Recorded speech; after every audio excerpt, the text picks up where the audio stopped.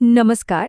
आज हम अर्थशास्त्र के एक बहुत ही बुनियादी लेकिन जबरदस्त शक्तिशाली आइडिया को समझने वाले हैं। आय का चक्रीय प्रवाह या सर्कुलर फ्लो ऑफ इनकम। ये वो मॉडल है जो हमें बताता है कि पैसा किसी भी इकोनॉमी में असल में घूमता कैसे है। चलिए एक सवाल से शुरू करते हैं। क्या ये सच है कि कोई भी व्यक्ति जो 1 रुपया खर्च करता है वो सीधे सीधे किसी और की जेब में इनकम बनकर पहुंच जाता है? सुनने में ये बहुत आसान लगता है ना, पर यही वो सिंपल सा आइडिया है जो हमारी पूरी अर्थव्यवस्था का इंजन है। इसे ऐसे समझिए, किसी भी इकोनॉमी में पैसा एक सर्किट में बहते पानी की तरह है। ये कभी एक जगह रुकता नहीं, ये लगातार एक हाथ से दूसरे हाथ, एक कंपनी से दूसरी कंपनी तक बहता रहता है। और आय के चक्रीय प्रवाह का ये मॉडल इसी लगातार बहाव को समझने का हमारा मैप है। तो आज हम क्या करने वाले हैं?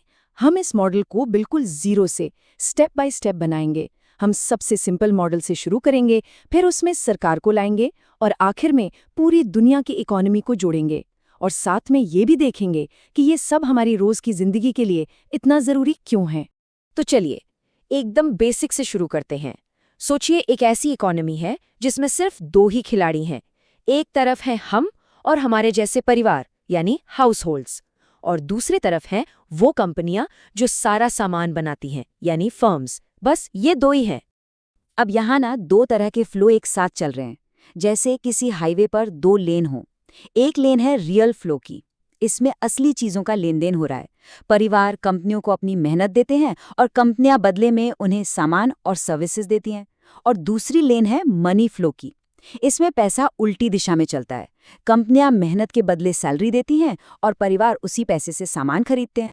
और बस ये साइकिल ऐसे ही घूमता रहता है। लोग काम करते हैं, पैसा कमाते हैं, फिर उसी पैसे को कंपनियों के बनाए सामान पर खर्च करते हैं और कंपनियां उसी कमाई से फिर लोगों को उनकी सैलरी देती हैं।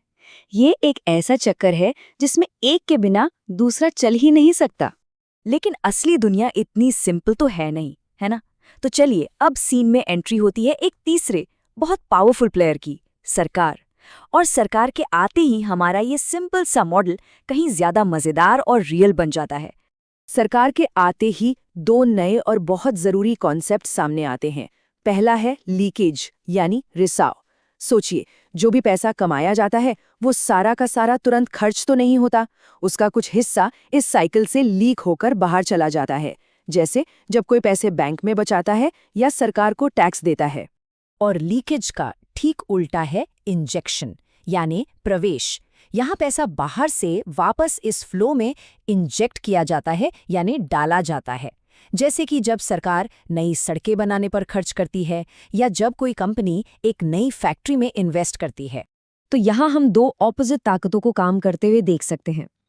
एक तरफ है बचत और टैक्स जो फ्लो से पैसा बाहर निकाल रहे हैं, और दूसरी तरफ है इन्वेस्टमेंट और सरकारी खर्च जो पैसा वापस अंदर डाल रहे हैं। किसी भी इकोनॉमी की हेल्थ इन्हीं दोनों के बीच के बैलेंस पर टिकी होती है। देखिए, आज की कनेक्टेड दुनिया में कोई भी इकोनॉमी अकेले तो काम करती नहीं है। तो चलिए अब इस पजल का आखिरी पीस भी जोड़ते हैं और विदेशी व्यापार को शामिल करके अपने मॉडल को पूरा करते हैं। जब हम किसी दूसरे देश से कोई चीज खरीदते हैं, मतलब इंपोर्ट करते हैं, तो हमारा पैसा देश के फ्लो से बाहर चला जाता है। ये एक और लीकेज है। और इसका उल्टा, जब हम अपना सामान दूसरे देशों को बेचते हैं यानी एक्सपोर्ट करते हैं, तो बाहर का पैसा हमारे फ्लो में आता है। ये एक इंजेक्शन बन जाता है। और ये लीजिए, तैयार है हमारा पूरा 4 सेक्टर मॉडल। ये हमें वो सारे रास्ते दिखाता है, वो पूरा नेटवर्क दिखाता है जिससे पैसा एक मॉडर्न इकोनॉमी में बाहर जाता है और फिर वापस अंदर आता है। अब आती है सबसे जरूरी बात। एक हेल्दी और स्टेबल इकोनॉमी के लिए टोटल लीकेज यानी बचत, टैक्स और इंपोर्ट्स, टोटल इंजेक्शन यानी इन्वेस्टमेंट, सरकारी खर्च और एक्सपोर्ट्स के बराबर होना चाहिए। यही इकोनॉमिक इक्विलिब्रियम है। और जब भी ये बैलेंस बिगड़ता है, तभी हमें मंदी या महंगाई जैसी प्रॉब्लम्स देखने को मिलती हैं। अच्छा, तो हमने ये पूरा मॉडल तो बना लिया, पर सवाल ये है कि इससे हमें क्या, ये हमारे लिए ज़रूरी क्यों है? देखिए, ये सिर्फ किताबों की थ्योरी नहीं है। असल दुनिया में इसकी बहुत बड़ी इंपॉर्टेंस है। ये जो सिंपल सा दिखने वाला मॉडल है ना, ये असल में जीडीपी, रिसेशन और इन्फ्लेशन जैसे बड़े बड़े कॉन्सेप्ट्स को समझने का एक जबरदस्त टूल है। ये हमें बताता है कि मंदी तब आ सकती है जब लीकेज, मतलब लोग बचत तो खूब कर रहे हैं पर इंजेक्शन यानी इन्वेस्टमेंट बहुत कम हो रहा है। इससे पैसे का फ्लो धीमा पड़ जाता है। ये इकोनॉमी के छिपे हुए कनेक्शंस को सामने लाता है। और ये एक बहुत बड़ी सच्चाई सामने लाता है। अगर ये साइकिल, ये फ्लो धीमा पड़ गया या रुक गया तो पूरी की पूरी इकोनॉमी ही रुक जाएगी। हर एक हिस्सा दूसरे पर पूरी तरह से डिपेंडेंट है।